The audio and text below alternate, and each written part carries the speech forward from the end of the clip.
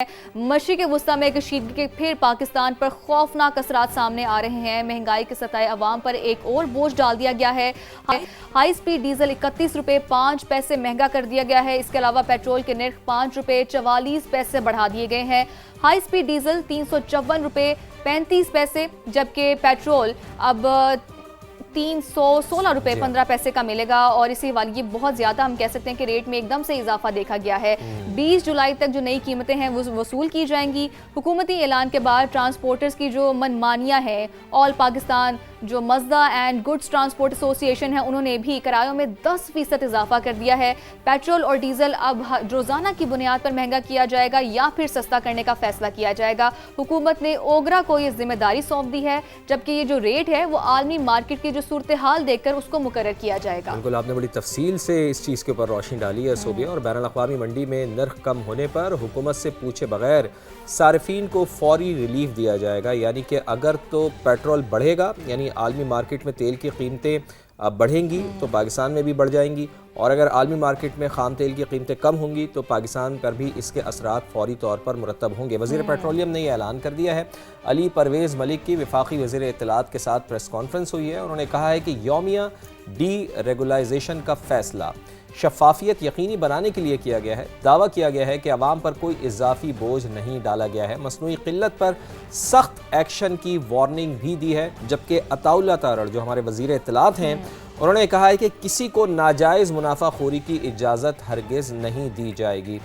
तो क्या इसके असरात मुरतब हो सकते हैं?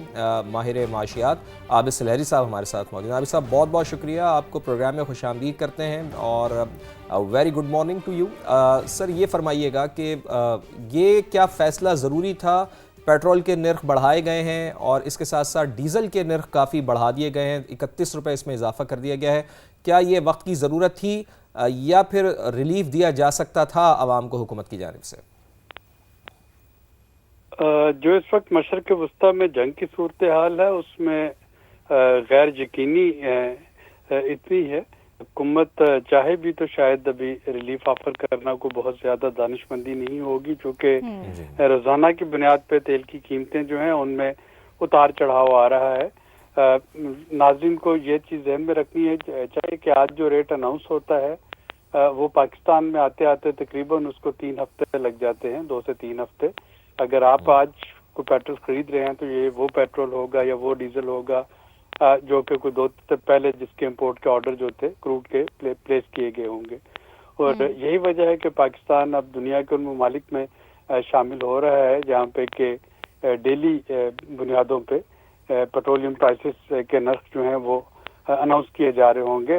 जो डेवलप्ड कंट्रीज हैं, यूरोप, कनाडा, अमेरिका और बहुत से बाकी ममालिक, वहाँ पे तो ये कम्प्लीटली डीरेगुलेटेड है। पेट्रोल पंप्स जो हैं वो रोजाना की बुनियाद पे फैसला करते हैं। अगर हम अपने खत्ते में देखें तो इंडिया की मिसाल आपके सामने है, यहाँ पे कि पेट्रोलियम प्राइसेस की डीरेगुलेशन के बाद जो कीमतें हैं वो रोजाना की बेसिस पे चेंज की जा रही हैं। तो पाकिस्तान में हाइब्रिड सिस्टम जो है अब वो आ रहा है, या कि मुकम्मल डीरेगुलेशन तो नहीं, अभी भी ओगरा जो है वो डिटरमिन कर रहा होगा। लेकिन ये जो हम शिकायत सुनते थे कि हुकूमत ने पास ऑन कर दिया, पास ऑन नहीं किया, या हमें जो ये शिकायत होती थी कि पेट्रोल पंप्स जो हैं उन्होंने होर्डिंग कर ली, इस तरह की बहुत सी कबाहतों का अब आपको जो है रोकना मुमकिन हो जाएगा। तो अगर रोजाना रात को 12 बजे पेट्रोल की कीमतें अनाउंस हो रही हैं तो वो जो इन्वेंट्री गेन करते थे पेट्रोल पंप्स वाले, अब उससे जान छूट जाएगी। और आप लिखा होगा कि सब मैं इससे जानिब आना चाह रही थी कि आपके ख्याल से इसका आम आवाम पर क्या फायदा होगा? यही है कि वो जो ज़ख़ीरा अंदोज़ी होती थी, जब भी कीमतें जो हैं वो बढ़ना होती थी, हम देखते थे कि पेट्रोल शार्ट हो गया, वहाँ पे मिलना बंद हो गया। तो एक तो उससे जान छूटेगी। दूसरा ये है कि ये जो एक अनसर्टेनिटी है इस वक्त स्पेशली दुनिया में, उस पे हुकूमत के जो डिसीजन है जिसमें कि या आवाम को लॉस होता था या हुकूमत को लॉस होता था। देखिए, अगर कीमत महंगी हो रही है और उसको चेंज नहीं किया जा रहा तो इसका मतलब है कि हुकूमत को लॉस है, عالمی منڈی میں مہنگی ہو رہی ہے، اور اگر عالمی منڈی میں سستی ہو رہی ہے اور اس کو چینج نہیں کیا جا رہا تو یہ کنزیومر کے لیے لاس ہے. تو ان دونوں لاسز سے بچنے کے لیے جو ہائیبرڈ سسٹم ہے، ابھی میں اس کو ہائیبرڈ اس لیے کہہ رہا ہوں کہ ابھی بھی اوگرا اس کا تعین کر رہی ہوگی، اور ون کین ہوپ کہ آہستہ آہستہ یہ کمپلیٹ ڈی ریگولیشن ہو جائے. لیکن یہ جو ہائیبرڈ سسٹم ہے اس میں کم از کم اس طرح کی جو سچویشن تھی کہ حکومت کا نقصان ہو یا کنزیومر کا نقصان ہو، تو ایک ون ون سچویشن جو ہے وہ بن جائے گی. اور یقیناً اگر اس کو تھوڑا سا مزید رول آؤٹ کیا جائے تو اس سے کمپٹیشن کی فضا پیدا ہوگی. آپ نے دیکھا بھی پچھلے دنوں بھی جب پیٹرولیم کی قیمتیں جو ہیں بہت زیادہ مہنگی تھی تو ایک پرائیویٹ جو پمپ تھا انہوں نے ملک کے مختلف شہروں میں جو ہے پیٹرول کی قیمت، ڈیزل کی قیمت، وہ اس میں کچھ ریبیٹ اناؤنس، اگر آپ وہاں سے لیتے ہیں تو آپ کو سستا ملے گا. تو یہ اگر اس کو ڈی ریگولیٹ کیا جاتا ہے تو میرا خیال ہے کہ اس کے فائدے زیادہ ہے. کوئی بھی نیا سسٹم سے پہلے فیئر آف انون جو ہے وہ ہوتا ہے، اس باتیں بھی ہوتی ہیں، لیکن اس سے پولیٹیکل انٹرونشن جو ہے وہ ختم ہو جائے اور اوگرا واقعی ایک انڈیپینڈنٹ باڈی کے طور پہ کام کر رہی ہو تو پھر یہ سسٹم جو ہے یہ صارفین کے لیے زیادہ فائدہ ہوگا. جی عابد صاحب، یہ بھی فرمائیے گا کہ کیا آپ کو نہیں لگتا کہ حکومت کو اپنے اخراجات کم کرنے چاہیے؟ وزیروں مشیروں کو جو مراد ملتی ہیں سینکڑوں لیٹر فیول کی مد میں، وہ بھی ختم ہونی چاہیے. کفایت شعاری مہم کے تحت اپنے گھر سے ہی یعنی حکومت کو شروع کرنا چاہیے. پہلے خود وہ شروع کریں، پھر وہ عوام کی طرف اس چیز کو دیکھیں کہ ان سے پھر مطالبہ کریں. آپ نہیں سمجھتے کہ ایسا ہونا چاہیے عابد صاحب؟ یہ دو علیحدہ چیزیں ہیں نا. ظاہر ہے کہ اس سے تو کوئی بھی جو ہے وہ اختلاف نہیں کر سکے گا کہ جو نان پروڈکٹیو ایکسپینڈیچر ہیں وہ حکومت کو ختم کرنے چاہیے.